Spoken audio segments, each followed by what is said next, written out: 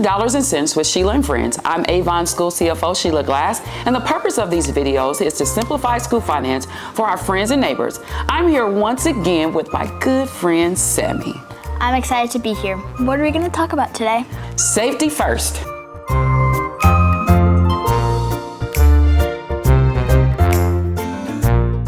Wait a minute.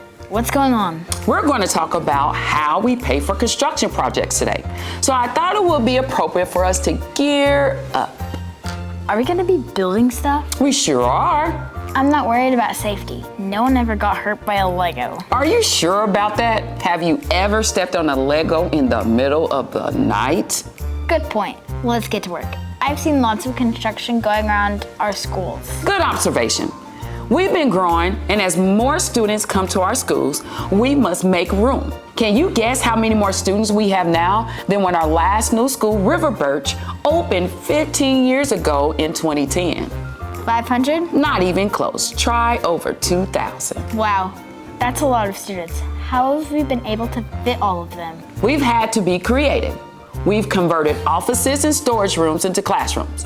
And when we ran out of rooms and doors, we've had to install portable classrooms. I've had classrooms in portables. They're okay, but they're not as nice as regular classrooms. We've tried to exhaust every option before building. I bet that's expensive. It is. We have worked so hard to delay construction, but with our student enrollment growth, it became clear our schools needed to grow. As of the summer of 2025, we will have renovated and expanded the footprint of all of our schools and open up a brand new middle school. How do we pay for all of that? By law, schools are only allowed to pay for renovation, expansion, and construction from debt service. Oh yeah, is that what my Lego blocks here are supposed to illustrate? Yep. Schools borrow money to pay for building projects. We call this issuing debt, and there's a lot of steps we must take before we ever put a shovel into the ground. This fancy Lego bar chart shows the total amount we're permitted to borrow. Each bar represents a year. Okay. Each year, we make payments on our construction debt from our debt service fund. Over time, our ability to take on new debt increases as other debt is paid off. When it came time to renovate and expand Avon High School, we were able to issue that debt. Then, when it was time to build Avon Middle School West a couple of years later, you still have room to pay for it. That's exactly right. Because we've been paying off construction projects that happened before you were even born, we've been able to afford the new projects that you and your classmate, as well as the next generation of students, will enjoy decades to come.